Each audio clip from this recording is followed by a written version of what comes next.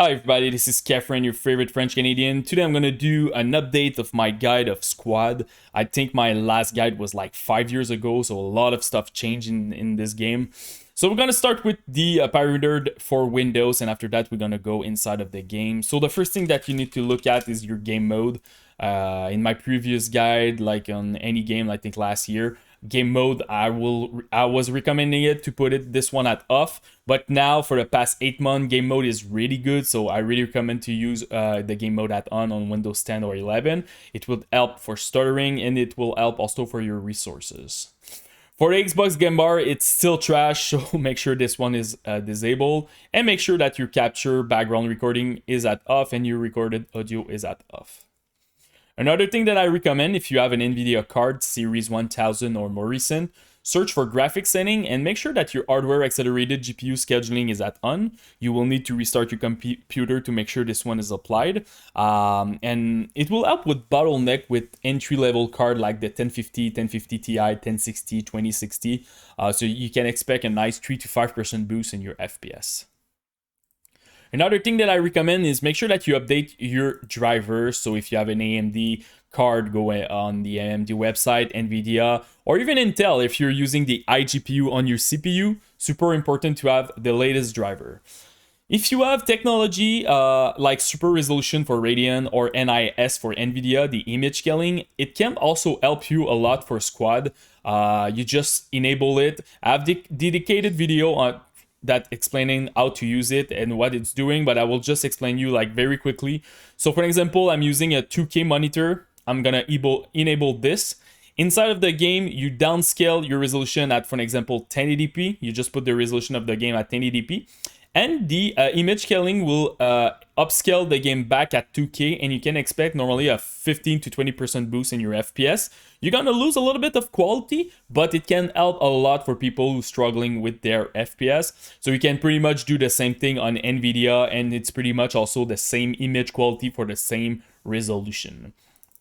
Another thing that I recommend is your profile energy. So just write energy, go to power option, make sure that you're using high performance or balance, something like that. Don't use the power saver or other random plan that can help you with your battery if you're playing on a laptop or something like that.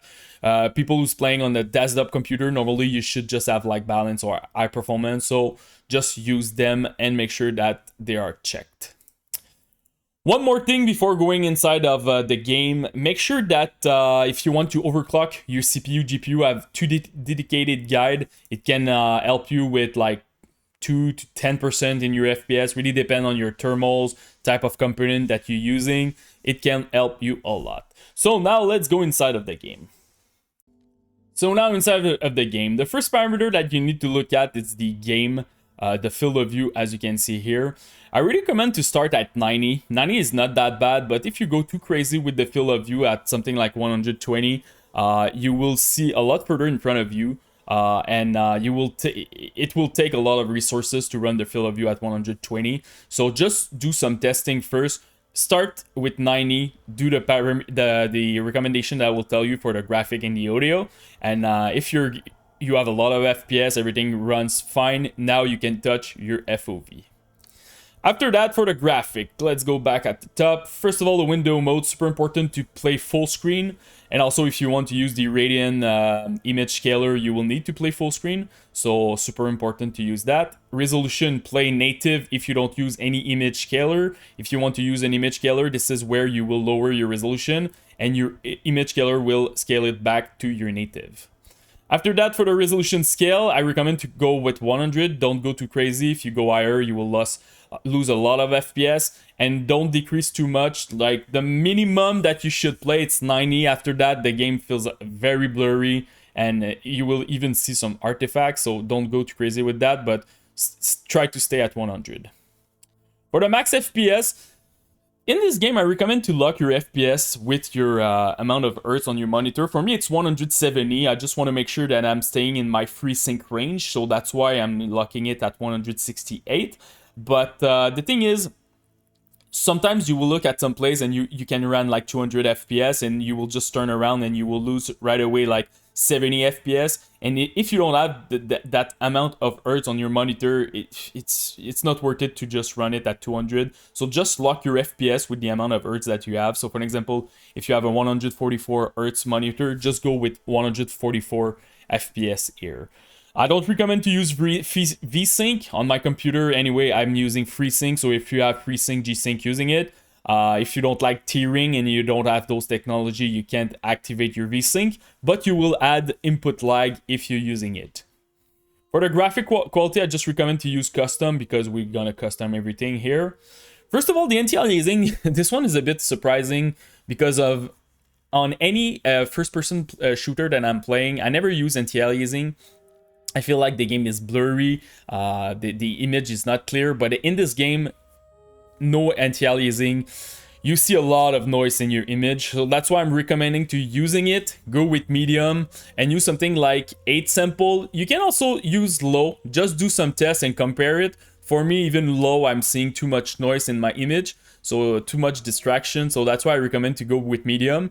With this setting, you will lose 5% in your FPS, but your image will be more clear. After that, dynamic mesh quality, I recommend to go with low. If I compare Epic to low, I have an 8% difference in my FPS, so definitely go with low with this one. For the material quality, I just saw a difference of 1% of FPS, low versus medium, so I recommend medium. Medium to high, you're gonna lose 4% here. Tessellation, if you have a video card for the past like 5 years or more recent, tessellation should not be an issue. If you're playing on a very old computer, you can definitely test the tessellation at off. After that, texture is really cool. You have the VRAM slider here. So just make sure that you let like 20% empty. You're gonna, just when you select it, you will see that the VRAM will change. In my case, I don't have any issue because I'm doing this video on my 6900 XT, but I also did some testing on my 1050 mobile on my Dell XPS. So this is pretty much it. So just look at your VRAM and make sure that you have 20% empty. Shadow quality, this one is huge. If I compare Epic to low, you can expect a nice 25% boost in your FPS. So this one, you should definitely go with low.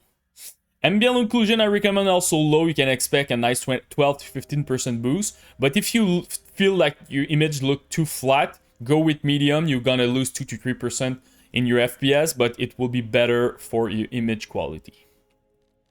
Particle quality, I recommend go to low also. It's pretty huge in this game. Sometimes like everything is running smoothly, but you're fighting, you're getting some explosion and stuff, and you're dropping like crazy in your FPS.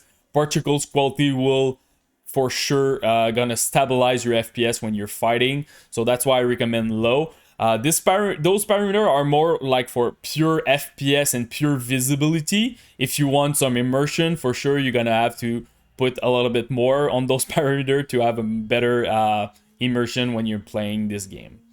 For post-processing, I recommend to go with low. If I compare Epic to low, you can expect a nice like 7 to 8% boost in your FPS, but you will have a better visual quality. Remove those motion blur, remove the lens flare, and remove all the screen sharpening.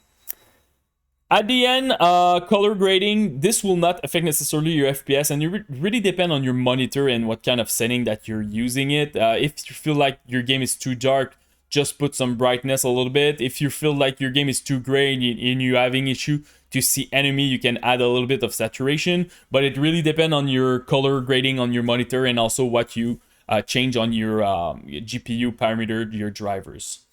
So this is pretty much it, guys. The last thing is the audio. This one is huge if you have a very bad CPU. So if you're playing on a, a CPU with 2-core 4-thread or 4-core and 8-thread, a very old CPU, definitely test slow. On my laptop, it helps a lot to stabilize the FPS. So this is a really good parameter that you can definitely test to look at your FPS. So this is pretty much it.